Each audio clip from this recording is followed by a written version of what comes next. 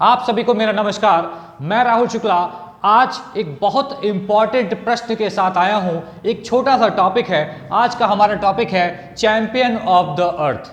Champion of the earth एक पुरस्कार है। अगर बात करें संयुक्त राष्ट्र द्वारा दिया जाने वाला पर्यावरण के क्षेत्र में सर्वोच्च पुरस्कार है, सर्वोच्च सम्मान है। और ये किसके द्वारा दिया जाता है? तो UNEP, united national environmental programme, अर्थात संयुक्त राष्ट्र पर्यावरण कार्यक्रम के अंतर्गत 2005 से दिया जाता है। पर्यावरण के क्षेत्र का यह सर्वोच्च सम्मान है।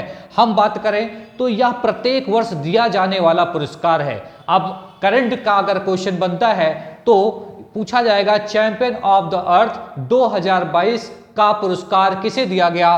तो विजेता का नाम हम बात करें तो पूर्णिमा देवी वर्मा। पूर्णिमा देवी वर्मा को यह पुरस्कार दिया गया है, अर्थात पारिस्थितिक तंत्र के संरक्षण के लिए उनको यह पुरस्कार दिया गया है।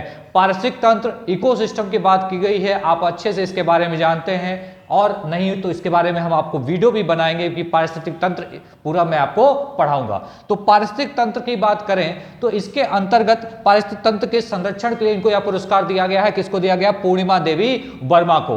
तो यह कहां की रहने वाली हैं? तो ये असम में एक जिला है कामरूप, असम के कामरूप की रहने वाली हैं। अब इन्होंने क्या काम किया? तो एक चित्र के माध्यम से आपने समझा होगा, ये शायद आप समझ रहे हो ये क्या है? ये क्या है? सारस है। क्या है? सारस है, जिसका नाम हरगिला भी है। क्या नाम है? हरगिला, अर्थात सारस। अब हम बात करें तो इसे मुख्य तौर पे कुछ समय पूर्व आप देखते होंगे कि अधिक संख्या में हम देखा करते थे, पर अब हम इन लोग को उतनी ज्यादा संख्या में देखने को नहीं मिलता है। क्यों? क्योंकि क्या हो रहा है कि यह सब क्या होने लगे? विलुप्त होने की कगार पे आ चुके हैं। और क्या हो रहा है? इनका आवास विनाश का संकट लगातार बना रहा है। इनका जब आवास विनाश हो रहा है, पेड़ों की कटाई हो रही है, जंगल काटे जा रहे हैं, तो क्या हो रहे हैं? जो इनके घोंसले हैं वो संरक्षित नहीं हो पा रहे हैं। बहुत सारी वजह हैं जिनके कारण इनका संरक्षण नहीं कर पा रहे हैं। तो पूर्णिमा देवी वर्मा ने जो पारिस्थितिक तंत्र के लिए पुरस्कार दिया गया, तो उनके संरक्षण के लिए इन्होंने हरगिला या सारस की रक्षा के लिए बहुत ज्यादा कार्य किया। 2007 से ही इस क्षेत्र में रही और इन्होंने वहां पर हरगिला जो पक्षी है, जो सारस है, उसे लोग अपशकुन के रूप में, असम में अपशकुन के रूप में मानते थे या कहते थे ये कैसा पक्षी है? रोग वाहक पक्षी है, इसके द्वारा रोग होता है और ये अपशकुन है, अगर आ जाएगा, बैठ जाएगा तो कुछ बुरा हो जाएगा। ऐसी मानसिकता थी असम के लोगों की। तो यहां पर पूर्णिमा देवी वर्मा ने क्या किया? लोगों की मानसिकता परिवर्तन करने के लिए इन्होंने क्या किया? हरगिल सेना का निर्माण किया। हरगिल सेना, उसी नाम से हरगिल सेना का निर्माण किया, जिसमें लगभग अब तक 10,000 महिलाएं कार्यरत हैं। 10,000 महिलाएं इसके अंदर काम कर रही हैं। हरगिल का अर्थ होता है हड्डी निगलने वाला। हरगिल का अर्थ क्या होता है? हड्डी निगलने वाला, अर्थात सारस।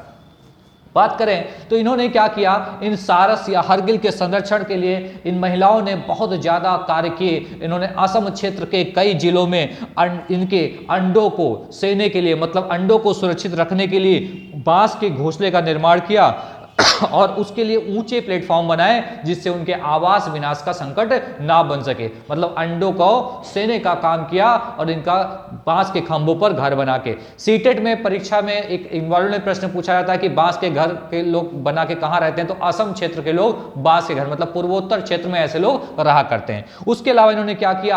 आर्द्र भूमि संरक्षण, आर्द्र भूमि, वेटलैंड एरियाज या आर्द्र भूमि संरक्षण क्षेत्रों के लिए भी इन्होंने काम किया। और वह किसी भी बात करें, जैव विविधता की बात करें या पारिस्थितिकी की बात करें, तो आर्द्र भूमि भी इसके लिए आवश्यक है। तो उसके साथ ही इन्होंने लगभग 45,000 पौधे लगाने का कार्य भी किया और आने वाले समय में इन्होंने अपने लक्ष्य को कहीं 60,000 तक ले जाने का बात भी की। बात करें, इन्होंने नदी प्रदूषण से संबंधित भी कार्य किए। अगर नदी में प्रदूषण कम होगा तो इससे क्या होगा कि इन सबको बचाया जा सकेगा। और साथ ही में यहाँ पर हथकरघा माध्यम से वस्त्रों का निर्माण करके, झोलों का निर्माण करके, कुटीर उद्योग के माध्यम से उस पे सारस अर्थात हरगिल को चित्र बनाया और लोगों को अवेयरनेस पैदा करने के लिए कपड़े निर्मित किए, जिसपे इसका चित्र बना के अवेयरनेस पैदा करने के लिए ये काम भी किए। इससे दो फायदे हुए, उन महिलाओं को इसके द्वारा अर्निंग भी हुई और साथ में एक जागरूकता अभियान के माध्यम से इन्होंने इसे बचाने का भी काम किया। तो मुख्य रूप से आपसे क्वेश्चन क्या बनेगा? चैंपियन ऑफ द अर्थ के अंतर्गत 2022 में पुरस्कार किसे दिया गया? तो चैंपियन ऑफ द अर्थ 2022 का पुरस्कार पूर्णिमा देवी वर्मा को भी दिया गया, पूर्णिमा देवी वर्मा को दिया गया। और इससे पूर्व भी आपने पढ़ा कई लोग को दिया जाता है, नरेंद्र मोदी को भी चैंपियन ऑफ द अर्थ का पुरस्कार प्राप्त हो चुका है। तो बहुत ही महत्वपूर्ण एग्जाम में क्वेश्चन बन सकता है, इनका नाम याद रखिएगा, पूर्णिमा देवी वर्मा। कहां की रहने वाली? असम की रहने वाली हैं। इन्होंने किसके संरक्षण के लिए कार्य किया? तो हरगिला या सारस की रक्षा के लिए इन्होंने कार्य किया और इन्हें पारसिक तंत्र के संरक्षण के लिए यह पुरस्कार दिया गया। आज के लिए इतना ही, आप सभी का बहुत बहुत धन्यवाद।